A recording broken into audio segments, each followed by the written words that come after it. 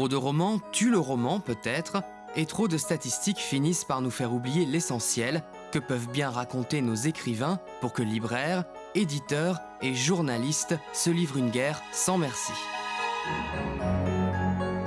Pour faire simple, la rédaction a décidé de vous faire un dessin. Tout d'abord, le français écrit sur la France, de préférence sur Paris, qui, comme tout le monde le sait, est le centre du monde. Et comme le français voyage peu, il lui reste à explorer son nombril. Doutes, peurs, petits ou grands malheurs, l'auteur joue au jeu sans modération. Mais le français s'intéresse aussi aux autres, traduisez à sa famille, et la famille c'est souvent l'enfer. Pères absents, mères castratrices, cette année ce sont surtout les auteurs femmes qui se lâchent. Roman ou séance de psychanalyse, rien de nouveau sous le soleil, la parole est au philosophe. Gilles Deleuze, 3e bobine.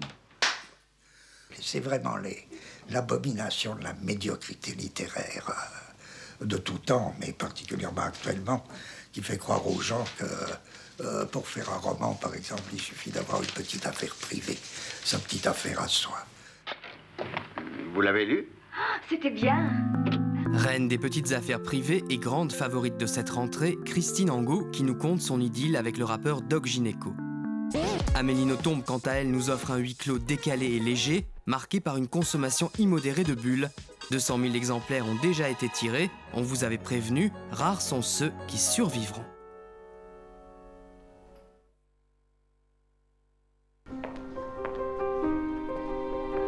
Été 1760, un jeune paysan quitte sa province et part à la conquête de la capitale. Une éducation libertine, roman d'éducation donc, dans lequel son personnage Gaspard doit apprendre à apprivoiser la ville, à résister à l'appel de son fleuve. La Seine, symbole de l'ascension du héros, mais aussi de sa perte, la Seine, noire comme le souvenir. Ce fleuve, il charrie comme une espèce de Styx, un message funeste, il est annonciateur de mort. Et puis pour Gaspard, il a une résonance très forte parce qu'il représente à la fois son inconscient et puis ses bas instincts et enfin la culpabilité autour d'un passé qu'on découvre par flashback.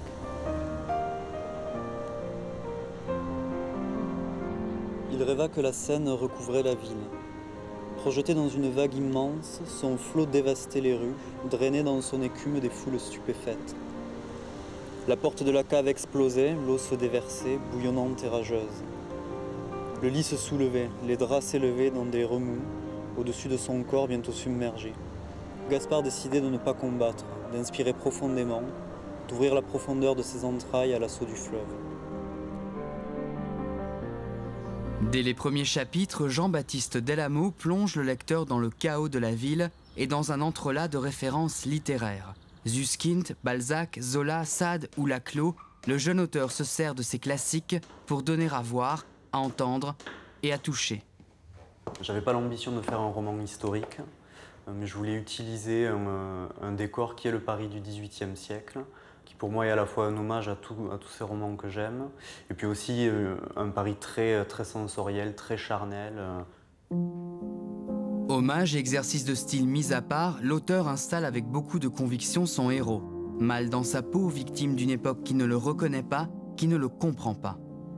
C'est un personnage qui est aussi peut-être en avance sur son temps, qui en tout cas fait l'expérience d'une clairvoyance sur lui-même, déjà sur son siècle, sur l'homosexualité au XVIIIe siècle. Bon, le terme n'existait pas encore, mais en tout cas il a en fait lui-même l'expérience, sans tout le bagage théorique qu'on peut avoir aujourd'hui. Chaque parcelle de peau, chaque tassement adipeux, chaque pore dénonçait les mensonges, les sacrifices, les reniements auxquels Gaspard avait eu cours pour parvenir à cette chambre. Avec colère, il entreprit de frotter son visage pour débarrasser l'épiderme de son phare. Ce qu'il subsistait du Gaspard originel s'observait jusqu'à l'écœurement, se désignait comme une aberration, une monstruosité. L'auteur a parfois tendance à abuser un peu trop de son pouvoir descriptif, mais il s'affirme comme un conteur d'histoire dont on aimerait se souvenir longtemps.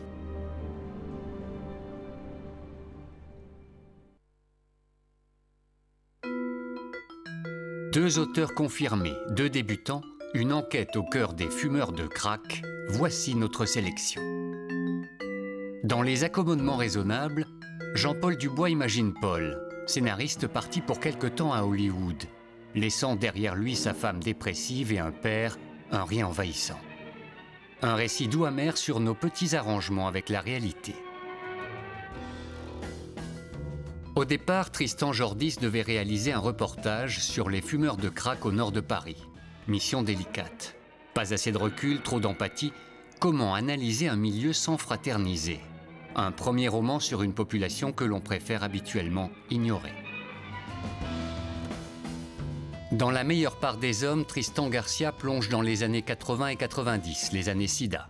Politique, sexualité, minorité, une première fiction sur les bouleversements de notre société à travers deux personnages qui lutteront chacun à leur manière pour faire entendre leurs différences.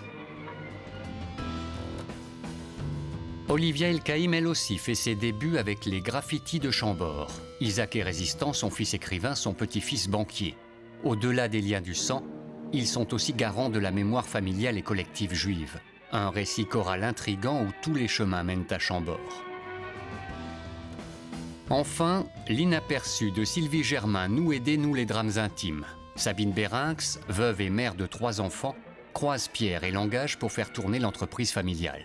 Secret, jalousie, frustration, l'homme providentiel réveillera la face sombre des Bérinx.